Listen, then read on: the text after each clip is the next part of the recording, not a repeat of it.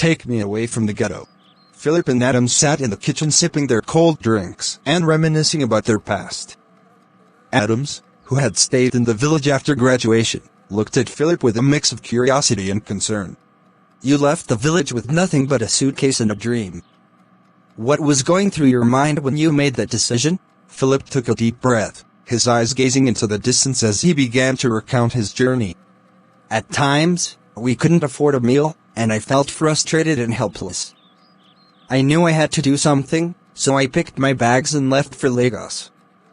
I paid for my transport fare, but I was left with nothing.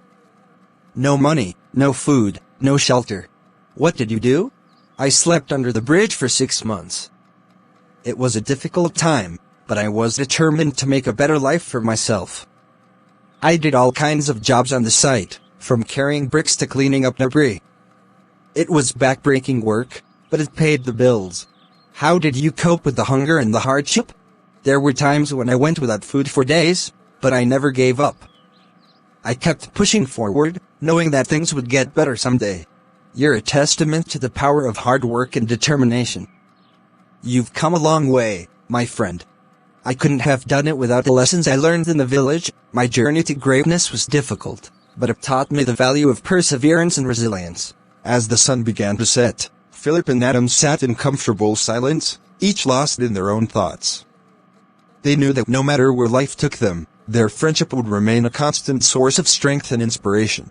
As the days turned into weeks, Philip's hard work and determination began to pay off. He landed a job as a laborer on a construction site, and slowly but surely, he started to build a better life for himself. I remember the first time I got paid, I felt like I was on top of the world. I took my money and went to the market to buy some food. It was the first time I had eaten a proper meal in months. I can imagine how good that must have felt, but you didn't stop there, did you? You kept pushing forward, always striving to do better. I knew that I couldn't stay on the construction site forever. I wanted more out of life. So, I started taking classes at night, learning new skills and trying to improve myself. You're a true inspiration, Philip. Your determination and perseverance are qualities that we can all learn from. I'm just glad that I was able to make a better life for myself, and I'm grateful for friends like you, Adams, who have supported me every step of the way. As the night wore on, Philip and Adams continued to talk, reminiscing about old times and sharing stories about their lives. And as they sat there, surrounded by the quiet of the night, Philip knew that he had truly found his place in the world. Years later, Philip would look back on his journey and realize that it was the struggles, the hardships, and the determination that had made him the person he was today.